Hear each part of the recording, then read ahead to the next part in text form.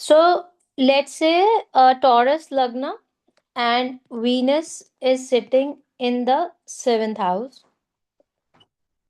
Now the first house lord sitting in the Lagna lord is sitting in the seventh house. तो अब आपका जो focus होएगा, जो सेल्फ का, वो किस पर होएगा? मेजर फोकस आपका कहाँ पर जाएगा? रिलेशनशिप, पार्टनरशिप बोल सकते हैं, या तो आपका रिलेशनशिप पर जाएगा या फिर आपका पार्टनरशिप में जाएगा। अब स्कॉर्पियो में वीनस बैठा है, अगर एक लड़के की बर्थ चार्ट होगी तो कहीं ना कहीं उसकी लाइफ में ट्रांसफॉर्मेशन आएगा बिकॉज ऑफ द मैरिज।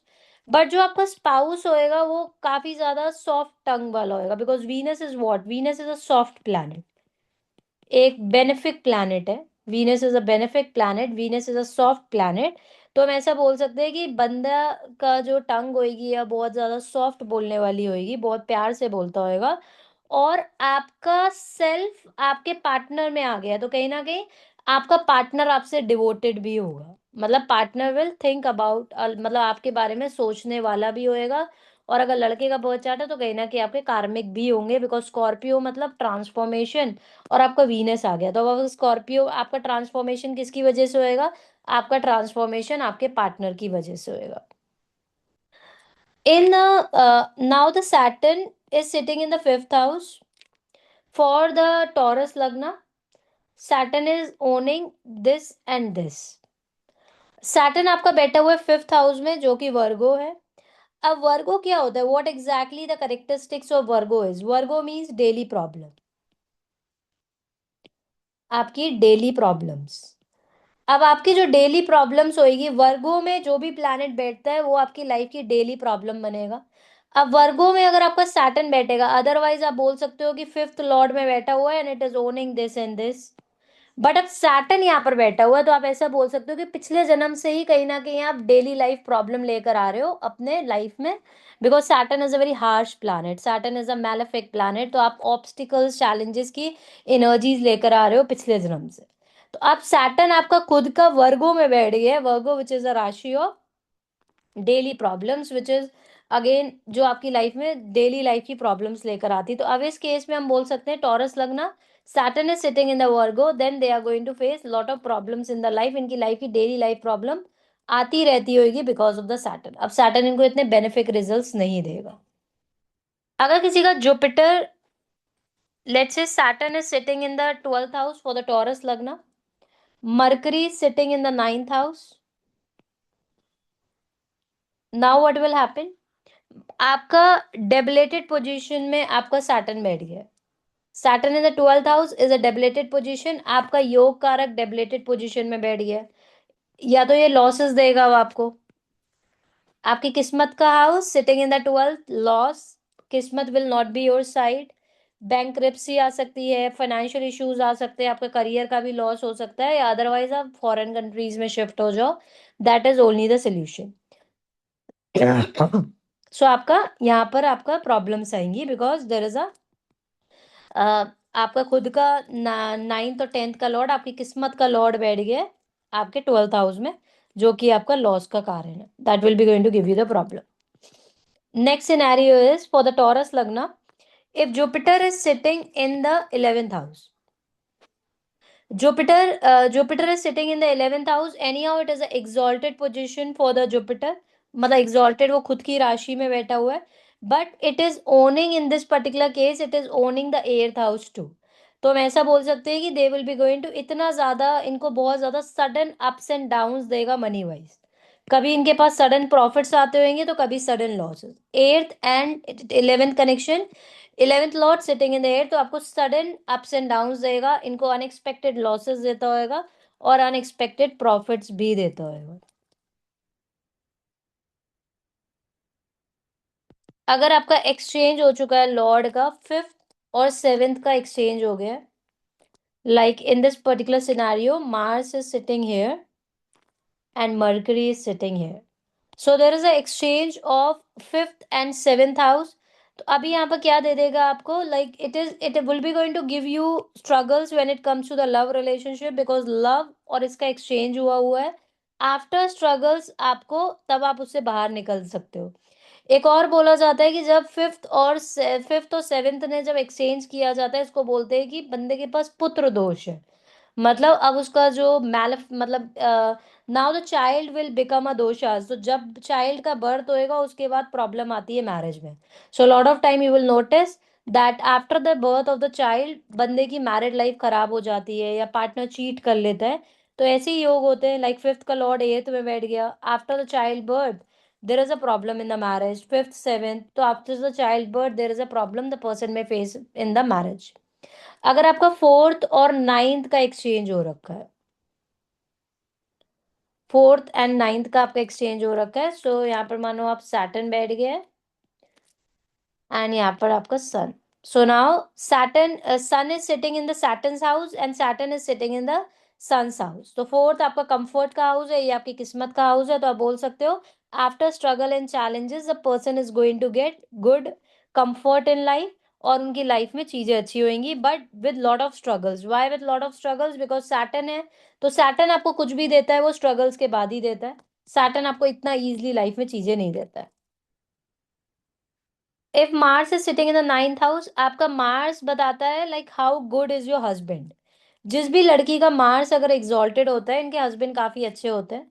तो अगर आपका इस सिनेरियो में मार्स कहाँ पर एग्जॉल्टेड होता है, मार्स केप्रिकॉन में एग्जॉल्टेड होता है, टॉरस लगना, Mars sitting in the tenth house, you can say कि हस्बैंड जो होएगा उनका काफी ज्यादा अच्छा होएगा। बिकॉज एक फीमेल की बर्थ चार्ट में Mars and Jupiter are the important planet जो आपकी शादी बताते हैं एक फीमेल के बर्थ चार्ट में।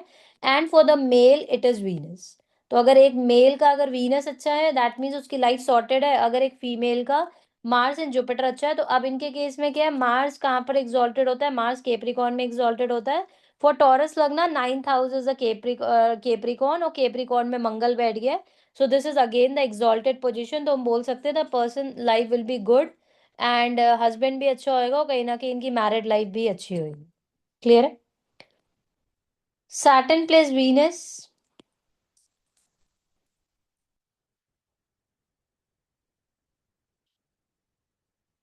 Let's say Jupiter is sitting in the Pisces, आपका जुपिटर पाइसेस में बैठ गया। साथ में यहाँ पर आपके सैटर्न ने भी आस्पेक्ट कर रखा है जो कि आपका योग कारक है। सैटर्न आस्पेक्टिंग योर 11, आपका योग कारक है। साथ में यहाँ पर वीनस ने भी आस्पेक्ट कर रखा है। Your lagna lord aspecting the 11th, that is a profits and gains, Jupiter को आस्पेक्ट कर दिया। And your yoga karaka both are aspecting your profits and gains.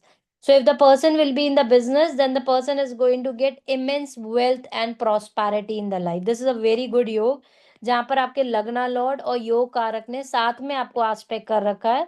And that is there in your 11th house, 11th house which is a house of the manifestation, which is a house of the wish fulfilment too. तो we can say like बंदे की wish fulfil होंगी और कहीं ना कहीं prosperity भी आएगी। If Mercury is sitting in the 11th house and Jupiter is sitting in the second house, there is a mutual exchange. Mercury के हाउस में जुपिटर बैठा हुआ है, जुपिटर के हाउस में मरकरी बैठा हुआ है। This is a very good yoga. Again the prosperity, the person is going to get the wealth and prosperity. Taurus lagna, Jupiter has mutual exchange between the 11th house and the second house, and that is a Taurus Lagna. The person is going to get lot of prosperity and wealth in life.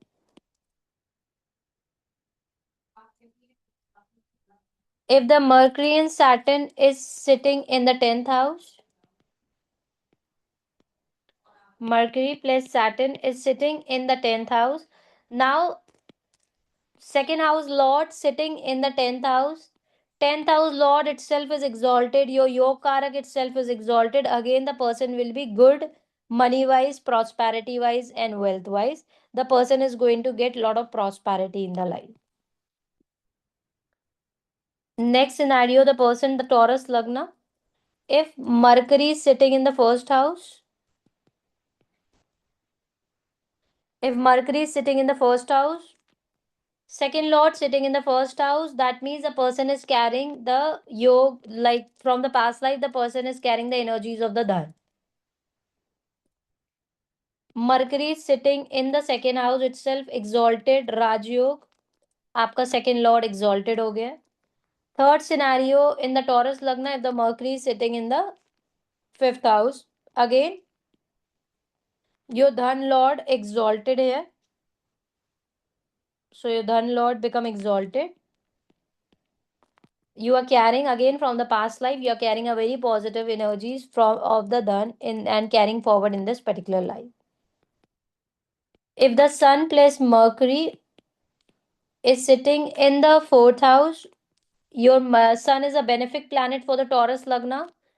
Again, you are carrying the positive energies from the past life. Your second lord and the fourth lord exalted, sitting in the fourth house. Sun plus Mercury sitting in the first house. You're carrying the energies of the आप your किस्मत में आपका comfort धन है. Second lord and the fifth lord energy. Again, the person will be going to get immense prosperity and wealth in the life. Taurus Lagna, if Venus and Saturn sitting together or having a mutual aspect on each other, let's say Venus and Saturn sitting in the first house, your Lagna Lord, your career Lord, and your luck Lord, and which is also your Yog Karak sitting together, great prosperity makes the Dhan Yog a Raj Yog for the Taurus Lagna. Second scenario, Venus and Saturn sitting together in the fourth house, your Lagna Lord, this Lord, your career Lord, and your luck Lord sitting here. Again, the prosperity in life. So that is going to give you the dhan, ghar, bangla, gadi. So this yoga you're carrying from the past life. If the Venus and Saturn sitting in the sixth house for the Taurus Lagna, Venus and Saturn sitting in the sixth house. So now the Venus become exalted. Your Lagna Lord itself becomes exalted in the seventh house. Saturn again is exalted here. आपका खुद का योग कारक exalted हो गया है. So we can say after the hard work, the person is going to get huge prosperity in life. And this is called the Vipreet Raj Yoga also. So if you will work for the Venus and Saturn, for the Taurus Lagna, Venus and Saturn sitting in the sixth house, and if a person will work for the Venus and Saturn, then the person is going to get huge prosperity in the life.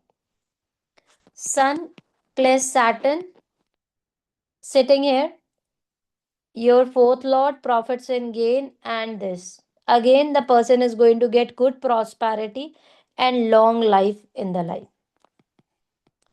For the Taurus Lagna, if a Mangal is exalted or a Mangal is sitting in the Scorpio, good position, Mangal or Mangal is sitting here. Any case, again it is making a strong dhan yog. The person is going to get good prosperity in the life. So these are the important points that you need to take in care of when it comes to the Taurus. So if a person has these Raj Yog, these Dhan Yog, then the person is going to grow a lot in life and will be receiving lot of prosperity and abundance in the life. Any question on this?